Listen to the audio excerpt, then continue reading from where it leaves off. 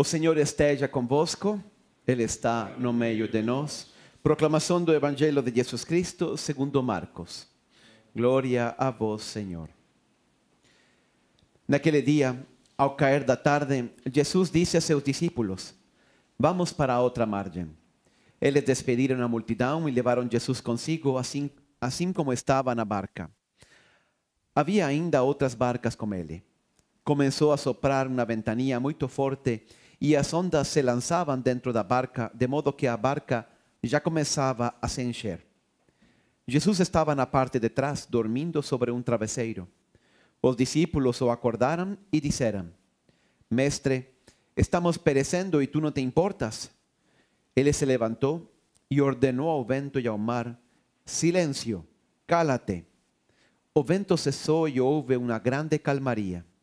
Então Jesus perguntou aos discípulos: Por que sois tão medrosos? Ainda não tendes fé? Eles sentiram um grande medo e diziam uns aos outros: Quem é este a quem até o vento e o mar obedecem? Palavra da salvação. A vós, Senhor. Sempre que lemos uma passagem do Evangelho ou também do Antigo Testamento, nós temos diversas, diria eu, camadas de interpretação. A primeira camada, a mais óbvia, é o nível histórico.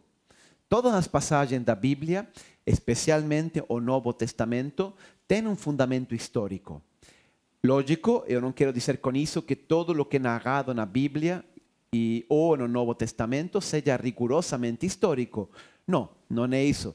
A verdade, nosso interesse moderno por documentar a história e ser muito fiéis aos fatos como eles aconteceram, isso é uma preocupação moderna. Naquela época, quando contavam a história, não importava tanto o rigor histórico quanto a mensagem, o simbolismo, digamos, a alegoria, a lição que nós traemos da história.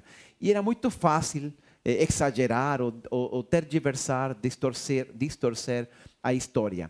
Mas isso não significa que não exista uma raiz, um fundamento histórico. Isso no Antigo Testamento. No Novo Testamento sim existe digamos, um desejo dos apóstolos por contar os fatos como de fato aconteceram, mesmo que não é a sua preocupação principal. Mas, por exemplo, esta passagem que lemos hoje deve ter sido histórica, deve ter acontecido mais ou menos tal como lo conta o evangelista Marco no texto de hoje. Nós sabemos, por exemplo, ainda hoje, o mar de Galileia, na verdade não é um mar, é um lago, uma lagoa que tem 20 quilômetros de comprimento por 13 de largura. E ela está encerrada de montanhas, está tudo rodeado de montes. E está a 200 metros debaixo do nível do mar. Então, quando chegam uns ventos fortes, eles ficam encerrados. E é famosa essa lagoa por levantar-se tempestades muito fortes e muito repentinamente. Então, esta história que nos contam é muito provável que tenha acontecido tal qual como lo contou Marcos, ou ao menos muito parecido. Essa é a primeira camada, o primeiro nível é a história. O segundo nível é o nível teológico. Ou seja, sempre que nós vemos uma passagem da Bíblia, mas especialmente da revelação do Novo Testamento, nós encontramos alguma verdade, nos permite ver um pouquinho mais a verdade de Deus. Conhecemos um pouco mais a revelação. O que nós, por exemplo, vemos nesta passagem de hoje é uma teofania. Teofania significa uma manifestação de Deus. Jesus, poucas vezes ele fala, eu sou Deus. Acho que uma ou duas vezes. Mas em muitos momentos, por gestos, por milagres ou por coisas que acontecem, ele mostra que ele é Deus. E nós compreendemos um pouco mais a união das naturezas divina e humana, a presença de Deus realmente em Cristo, a sua identidade como uma pessoa da Santíssima Trindade. Então, também tem uma interpretação teológica. Nós vemos aqui, por exemplo, uma manifestação de Deus. Quem pode mandar a água, as ondas, o vento, a seres inanimados obedecer, senão o seu Criador? Isso não é poder de um profeta, é poder de um Deus. Mas, em terceiro lugar, todo o texto evangélico tem também uma interpretação, um nível, digamos, moral. O que significa isto? que Jesus, de fato, quando estava com os apóstolos, ele tentava formar seus apóstolos. Ele queria inculcar coisas, ele queria ensinar coisas. Ele estava preparando esses apóstolos para uma missão muito grande de fundar a igreja. Então, ele tinha só 3 anos, o tempo era muito breve e ele tinha muitas coisas que ensinar. E então, Jesus faz muitas coisas intencionalmente porque ele quer fortalecer a fé dos discípulos, porque quer que eles entendam melhor cada vez em que consiste o mistério do reino de Deus, o seu messianismo e assim por diante. Esta, obviamente, é a camada que também mais serve para nós, porque nós também aprendemos as lições que Jesus dava para seus discípulos. Então, eu gostaria de comentar, sobretudo, neste nível, a nível moral. Uma das interpretações mais famosas deste texto nos deu Santo Agostinho. E todo o que vou falar hoje está um pouco inspirado nele, não? Eu diria que, em primeiro lugar, que este texto que nós escutamos hoje esta história se desenvolve em 3 momentos. É como uma obra de teatro que tem 3 atos. Acto primeiro, acto segundo, acto terceiro. Então, vamos comentar cada um desses atos e vamos tirar algumas lições para a nossa vida de cada um desses momentos. O primeiro ato é quando diz o Evangelho: começou a soprar uma ventania muito forte e as ondas se lançavam dentro da barca, de modo que a barca já começava a se encher. Bom, aqui nós vemos o que já falei, isso deve ter sido histórico. O lagoa de pronto levantava essas tempestades. Os marinheiros têm fama de ser marinheiros experientes, eles estão acostumados a lidar com ondas, a lidar com tempestades, a lidar com a morte, digamos. Mas eles estavam com medo, a coisa deve ter sido muito forte. Ele dizia, a barca começava a encher. Outros evangelistas, contando essa mesma história, diziam que os apóstolos estavam com muito medo. Aqui em Marcos lo vemos só na pergunta de Jesus al final. ¿Por qué están tan medrosos? Pregunta Jesús. O sea, eles estavam com medo. É muito óbvio. Mas se eles estavam com medo, sendo já marinheiros experientes, era porque a tempestade foi muito forte. E era objetivo o medo. Mesmo sendo uma lagoa apenas, se você um dia afundava, na metade da lagoa, nadar 6 quilômetros até a margem, não? Ela tem 13 de largura, imagina. Ao ponto mais perto não sabemos onde estava, mas deve ter sido muitos quilômetros. Na noite, com tempestade, com ondas, não era uma coisa fácil, podiam perfeitamente afundar e todo mundo morrer. Então, os apóstolos realmente estavam com medo. E aqui vem a interpretação moral. Isto acontece também na nossa vida. Nós, muitas vezes, nos sentimos muito seguros, nos sentimos felizes e de pronto, quando menos esperávamos, se levanta uma tempestade na nossa vida. Penso, por exemplo, esta semana estive com um casal, com a viúva, porque o marido teve um AVC e de nada, um rapaz de 41 anos, toda a vida para frente. Eles não conseguem entender, as filhas nem queriam ir ao funeral porque não conseguiam entender e não conseguiam aceitar essa realidade. Do nada, de pronto, um ente querido parte. Quantas vezes não vimos também outras, a senhora ou o senhor, que de pronto o seu esposo ou esposa partiu, se descobriu um grande segredo, estava com outra pessoa, deixou, abandonou e uma grande tempestade se levanta. Talvez um problema de dinheiro, aí a empresa estava com problemas, competência cada vez mais dura, dívidas acumulando, cada vez a coisa vai ficando mais difícil e de pronto, pum, pandemia. E aí, falência, dívidas, não tenho nenhuma receita na família. Gente, uma tempestade grandíssima. Essas coisas realmente acontecem e nós, que acontece conosco nesses momentos, nós sentimos medo, igual que os apóstolos. Achamos que vamos afundar, achamos que Deus já se esqueceu de nós. Então, aqui vem a primeira lição. E eu acho que cada ato vai dar-nos uma ou duas lições, mas são muito importantes. Eu gostaria de destacar estas lições. A primeira lição é esta: coisas ruins acontecem a pessoas boas. Não porque nós somos cristãos, não porque nós temos fé, Deus vai nos poupar de todo sofrimento. Isso não funciona assim. Às vezes a gente, quando sofre tempestades, sofrimentos, essas coisas imprevistas, a gente fica muito revoltada, fica mais e cobra para Deus, não? Como que isto permite? Eu que era sempre fiel, eu que assistia à missa toda semana, eu que sempre amei e recei, e agora você permite isto na minha vida? Então, é muito importante entender que coisas ruins acontecem e não são enviadas por Deus. ¿Por que Deus me está dando isto? As pessoas pensam. ¿Por que Deus me está punindo, me está castigando? O que eu fiz? Não. Interpretação errada. Deus não manda o mal a ninguém. Deus não quer o sofrimento de ninguém. Deus não queria o sofrimento, como não queria também o pecado. Mas uma coisa é consequência da outra. E coisas ruins acontecem sim na vida. O próprio Jesus dizia a seus apóstolos, isto lo vemos no Evangelho de João, capítulo 16, quando está na última ceia. Aí diz Jesus: tenho-vos dito estas coisas para que em mim tenhais paz. No mundo tereis tribulações, mas tende bom ânimo, eu venci o mundo. Jesus veio, Ele nos redimiu, mas Ele não tirou as tribulações. Antes, ao contrário, Ele advirtiu aos apóstolos que tribulações vamos a encontrar.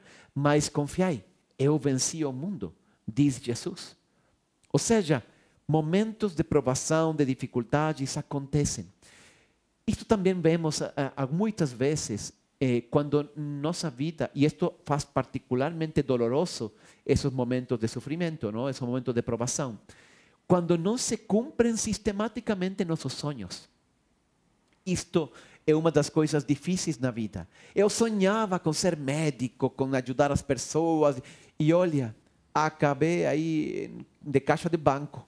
Não? Acabei fazendo um trabalho muito monótono, muito sem nenhuma. Aí não posso desenvolver não sou valorizado, não desenvolvo as minhas capacidades. A vida muitas vezes dá essas voltas, esses giros. Eu queria fazer tantas coisas e depois me dou conta que a vida não foi possível. Eu acho, e isto falava aí o Papa João 23, em um discurso que eu li foi muito tempo atrás, ele dizia: é um sinal dos melhores servos de Deus essa capacidade de adaptar-se. Deus, a vida me fechou uma porta, então eu abro uma janela, salgo por uma janela, salgo por uma porta, busco um caminho alternativo. Talvez o mais próximo possível daquele que era meu sonho. Não é que vamos renunciar a isso, mas muitas vezes a vida não acontece como nós queremos. Porque este mundo é um mundo que está ferido pelo pecado e o sofrimento existe e as coisas não acontecem como nós queremos, nem como Deus quer. Aqui na terra não se faz a vontade de Deus. Por isso nós rezamos no Pai Nosso: faça a sua vontade aqui na terra como no céu, porque de fato as coisas não acontecem como Deus quer. Deus não manda muitos desses sofrimentos. Esses são consequências de nossa limitação, de nossa condição humana e do pecado em última instância. Então, isso é muito importante entendê-lo. O que temos que fazer? Não ficar olhando para trás, não ficar apenas enxergando nós mesmos. Qual é o perigo em meio da tempestade? Que se eu não lembro que coisas ruins acontecem a pessoas boas, então eu me vitimizo. Por que a mim? Eu me sinto discriminado. Por que acontece isto comigo? E eu digo: e por que não? Todos somos seres humanos. Essa é a vida. Este mundo é assim. Sempre que vemos que alguém sofre, vemos na televisão, ou em todo caso, isso aconteceu ao amigo do tio. Mas a mim, nunca pensamos que o sofrimento, que a dor vai atingir a minha vida. Mas atinge sim. Por isso é tão importante nós entender que o sofrimento é parte da vida. Que Jesus não quer nos poupar de tudo. Ao contrário, vamos ver mais para frente, o sofrimento tem uma finalidade dentro do plano de Deus. E ele sim, como dizia esta semana aquele casal, não, que morreu o marido, como é que Deus permite o sofrimento? Não, Deus vai acabar com o sofrimento, lógico. Ele quer acabar, Ele vai fazer um novo céu e a nova terra, mas não ainda. Agora é o tempo da paciência de Deus e quer que nós façamos uma escolha por Ele, que nós nos convirtamos, que nós amemos Ele. E Ele usa o sofrimento, a dor, a provação. Este é o mistério profundo de nossa vida humana. O que nós temos que fazer? Olhar para frente. Não ficar patinando, por que a mim, por que a mim? Não, para que O que Deus está fazendo com este sofrimento aqui e agora? Se você fica perguntando por quê, se você se sente discriminado, se sente vítima, então você não vai ir para frente, não vai sair de aí. Mas isso não é culpa de Deus, isso é culpa de você. Então, temos que fazer o que fazia São Paulo. São Paulo, na carta aos Filipenses, ele diz assim: irmãos, tomo a seguinte atitude: esquecendo-me das coisas que para trás ficam e avançando para as que estão adiante de mim, apresso-me em direção ao alvo, a fim de ganhar o prêmio da convocação celestial de Deus em Cristo Jesus. Ele olha para frente. Um dos personagens talvez mais importantes da Bíblia depois de Jesus, ao qual a Bíblia mais capítulos dedica depois de Jesus, é o rei Davi. E a história do rei Davi, ela tem como 36 capítulos da Bíblia dedicadas a Davi. E ela é uma história muito bonita, muito incrível. Aconteceram coisas realmente, uma vida emocionante. Seria para um filme. De fato, deve ter vários filmes do rei Davi. Mas, ao princípio, quando ele era um adolescente, tudo deu certo na vida de Davi. Quando ele ainda estava cuidando de ovelhas, de pronto chega o profeta de Israel e unge ele como futuro rei de Israel, como se fosse uma profecia. Eu te unjo porque você vai ser o rei de Israel. Imagina, um rapaz de 15 anos. Aí tudo começa a dar certo na vida de Davi. Pouco depois, ele, sendo ainda um adolescente, vence o mais poderoso e temível inimigo de Israel, que era Golias. Aí se torna uma celebridade dentro de Israel. É convidado pelo rei ao palácio. Com o tempo ele se torna general do exército do rei Saul. Ele casa com uma filha, tem salário, tem riqueza, tem fama, tem admiradores. Todo mundo canta as vitórias de Davi. Quando ele entrava depois de uma batalha em Israel, conta a Bíblia, não é um livro dos reis, as meninas todas cantavam. Saul matou 1000. David matou 10.000. Todo mundo admirava Davi, queria a Davi. Mas o que aconteceu? Algo curioso, algo misterioso. A vida de Davi deu um giro absolutamente inesperado. Saul começou a sentir ciúmes de Davi. Saul era uma pessoa particular, ele terminou paranoico e achava que Davi conspirava contra ele, coisa que não era verdade. Mas aí ele muitas vezes começou a desconfiar. Primeiro, de um dia ele lançou uma lança e quase crava a Davi em uma parede. Ele livrou a lança por muito pouco. Ele fugiu do palácio, tentou interceder com o filho de Saul, que era Jonatã, que era o melhor amigo de Davi. E Jonatã falou: olha, não posso ir contra meu pai. E saiu da vida de Davi, que era seu melhor amigo. Perdeu a esposa, também não podia, porque era filha de Saul, não podia deixar o palácio. E Davi foi ficando sozinho, perseguido por o exército de Saul. Teve que fugir de Israel. Foi até morar na terra de onde procedia Golias. Imagina, também lá não era bem-vindo. Podemos imaginar por quê. Ele acaba morando num deserto. Acaba em uma cova, que a Bíblia conta, inclusive o nome. A cova de Adulão. A cova de Adulão é o lugar onde nós vamos parar quando tudo deu errado, quando nós tínhamos grandes sonhos. Davi deveria ter se perguntado: mas eu o que fiz para acabar aqui? Eu não fiz nada mal, nada errado, mas tudo deu errado para ele. Depois de que tudo tinha dado certo, tudo deu errado. E acabou morando lá no deserto, em uma cova. Essa é a cova onde nós nos perguntamos: onde está Deus? Como Ele permite isto na minha vida? Pois bem, a um nível muito mais pequeno, os apóstolos estão experimentando precisamente isso. Os limites de suas forças, a provação, o medo, o esquecimento de Deus.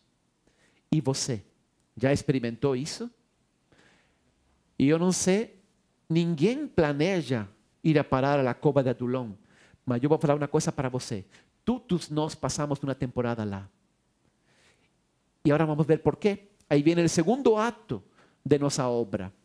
Aí diz assim: Jesus estava na parte de trás, dormindo sobre um travesseiro. Isso já é incrível. Jesus dormindo em meio da tempestade. Os discípulos o acordaram e disseram: Mestre, estamos perecendo e tu não te importas. É muito interessante esta parte do Evangelho, este segundo ato. Qual é a atitude dos apóstolos em meio disso? Ao princípio eles aguentam. Ok, não, eu lido com as ondas, não, deixa comigo, aí vamos, mas pouco a pouco as forças delas vão se desgastando.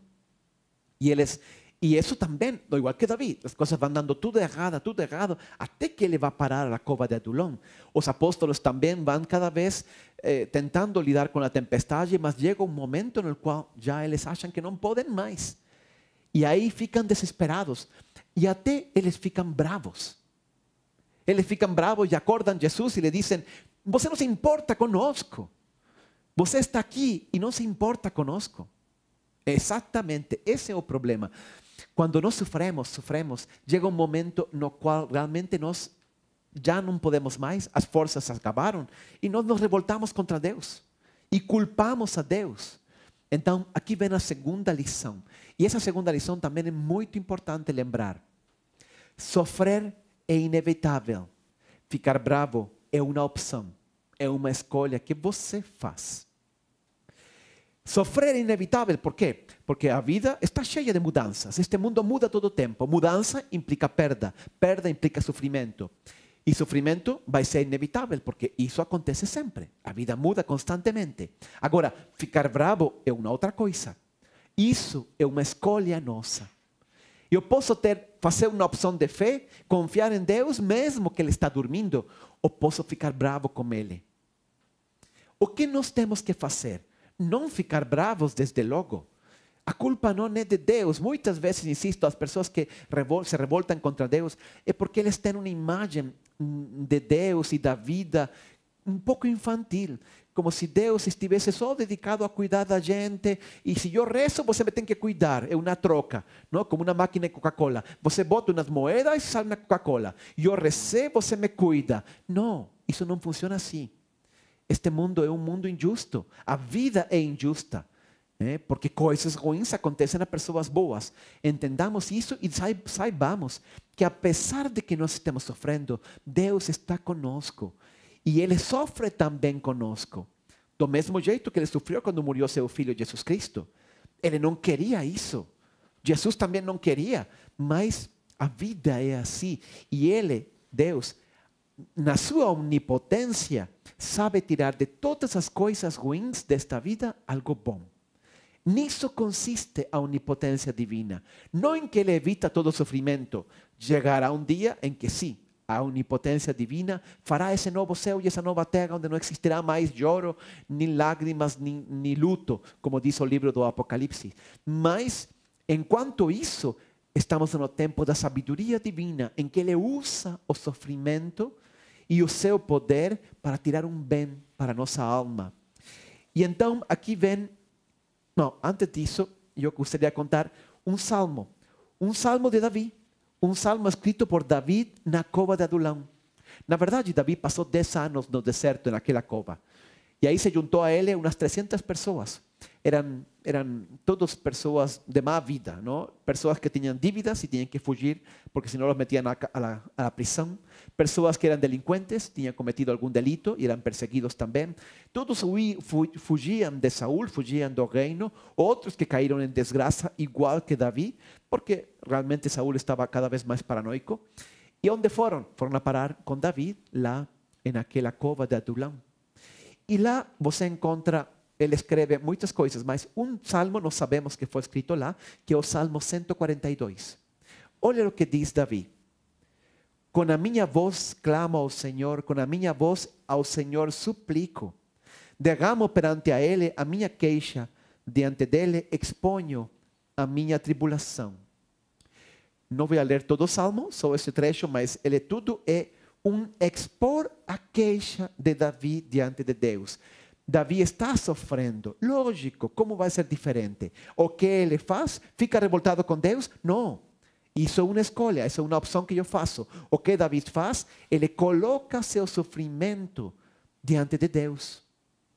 A voz, diz aí, com minha voz clamo ao Senhor, suplico ao Senhor, derramo perante a Ele a minha queixa, a minha tribulação. Isso é o que nós temos que fazer, não perder a confiança em Deus, mas pegar nosso sofrimento, nossa desilusão e colocar diante de Deus. Como digo, toda vida, inclusive sin llegar ao extremo de momentos de sofrimento, toda vida tem uma certa dose de desilusão. Aquela menina, faz tempo que não celebro casamentos, não? Desde que começou a pandemia, coitadas, as noivas estão desesperadas, não? Mas tudo bem. Aí quando você vê os noivos chegar nos dias do casamento, é tão bonito, não? Estão cheios de ilusão, de alegria, de esperança, tem tantas coisas para construir juntos. Mas depois a vida vai passando e olha, aquele príncipe azul que eu tanto sonhava casar, quando chega o cara, bom, não é exatamente o azul que eu queria, não é o tom de azul que eu queria. A vida é assim, a vida não é perfeita. O que nós temos que fazer? Ficar revoltados, desesperar? Não, colocar isso diante de Deus, saber nos adaptar, como dizia antes. Aí então vem uma dessas passagens da Bíblia, inclusive há uma outra história aí que aconteceu, que David, em um momento dado, fazem uma expedição, não? E deixam na cova, que eles tinham montado uma pequena comunidade aí de 300 pessoas, as esposas, os filhos, etc. E aí eles dizem que os soldados e David saíram para defender não sei que coisa e foram atacadas a comunidade dela, onde estavam as mulheres e as crianças, por uns inimigos. E mataram um monte de gente, levaram as mulheres e as crianças prisioneiras. Quando David voltou ao acampamento, ele estava louco. Ele chorava e chorava, não parava de derramar lágrimas. Foi talvez dentro da cova de Adulão o momento, o ponto mais baixo. Agora sim chega tudo isto, por que Deus permite isso?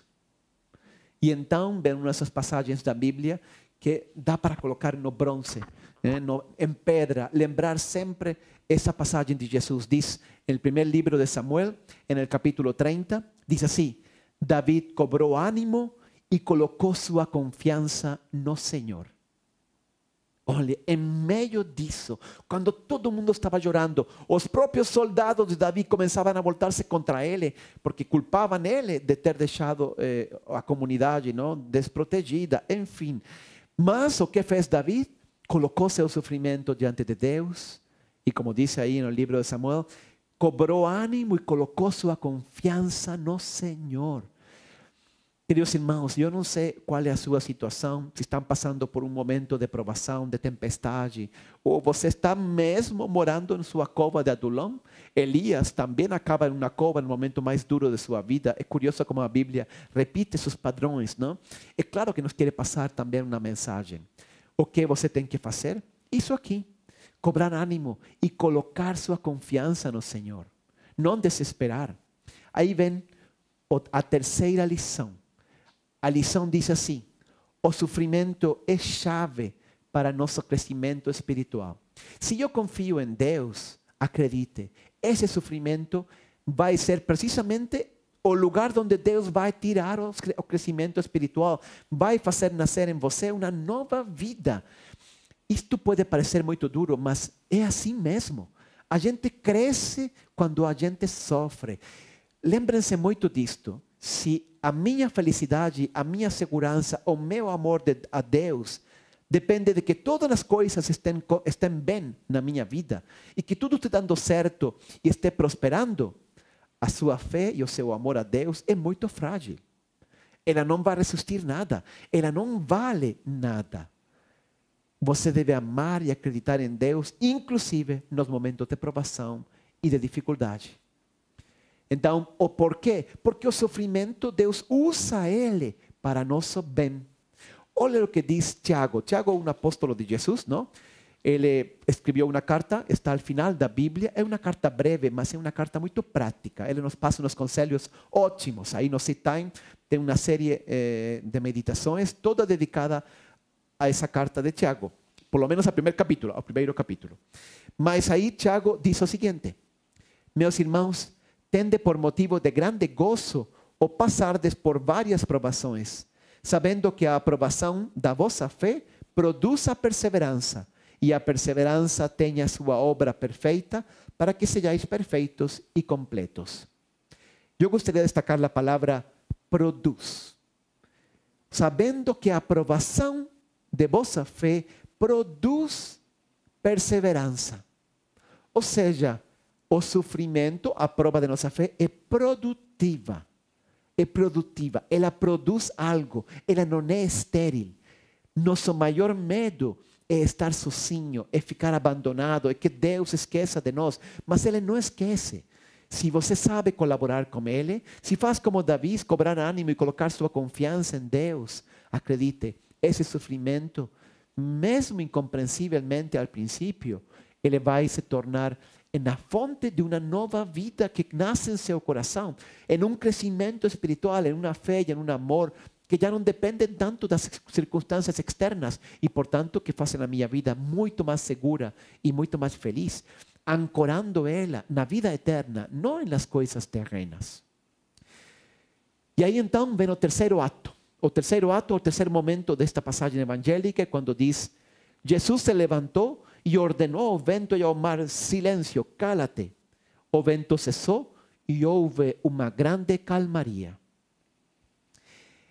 Deve ter sido para arrepiar. Que coisa estar aí na barca e de pronto ver a Jesus acordar desse jeito, não? Clamar ao mar e o mar obedecer. Que coisa incrível. Por isso diz o Evangelho que os apóstolos ficaram com grande medo e diziam uns aos outros: quem é este que até o vento e o mar obedecem? Como digo, foi um momento em que eles vislumbraram o poder de Deus, que estava aí em meio deles, na barca com eles. Então a terceira lição é muito simples. A terceira lição diz assim: quando sintamos medo, quando estejamos sofrendo, temos que acordar nossa fé adormecida e confiar em Jesus. Ou seja, quando nós estamos em meio a dificuldades, tribulações, estamos desesperados, estamos perdendo já a fé e a confiança, as forças, temos que acordar a fé que está adormecida em nosso coração. Jesus está aí, só que você não está lembrando. O poder de Deus sigue intacto. Ele pode mandar as ondas e o vento e mudar a sua vida de um momento para outro. Mas nossa fé é fraca, nossa fé está adormecida. Temos que acordar nossa fé, lembrar-nos: para aí, Deus sigue no controle de minha vida. Eu não estou sozinho.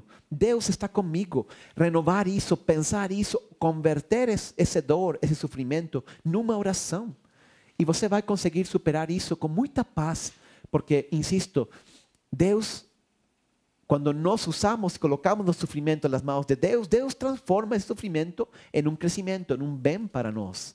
Ele sigue estando sempre no controle. Confie na sabedoria de Deus. Confie no timing de Deus. Às vezes confiamos na sabedoria, mas no timing. É agora. Se o Senhor não me ajuda, agora eu vou perecer. Você não sabe.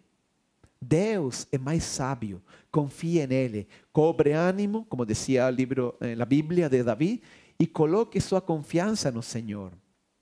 Por isso dizia Jesus aos apóstolos: por que sois tão medrosos? Ainda não tendes fé?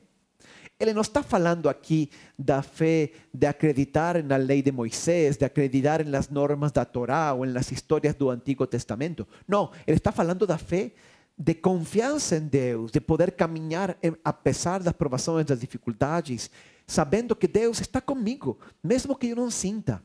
Porque a fé não se trata de sentimentos.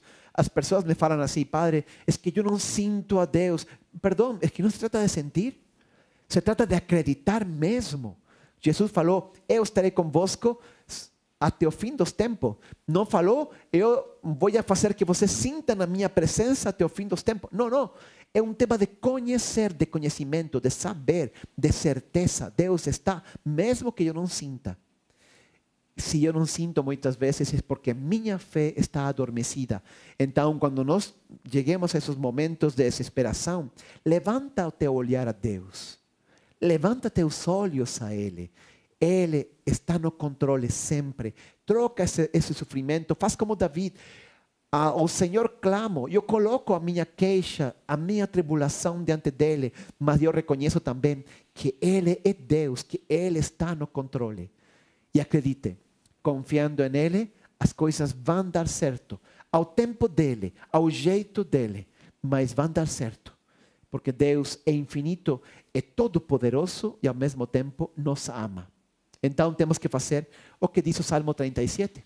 O Salmo 37 diz: Confia o teu caminho ao Senhor, confia nele e ele tudo fará. Ou ele fará o teu caminho, dizem outra tradução, não? Ele faz o caminho. Eu só sigo Jesus, confio nele e ao final tudo dará certo. Que assim seja. Vamos agora a fazer a nossa profissão de fé.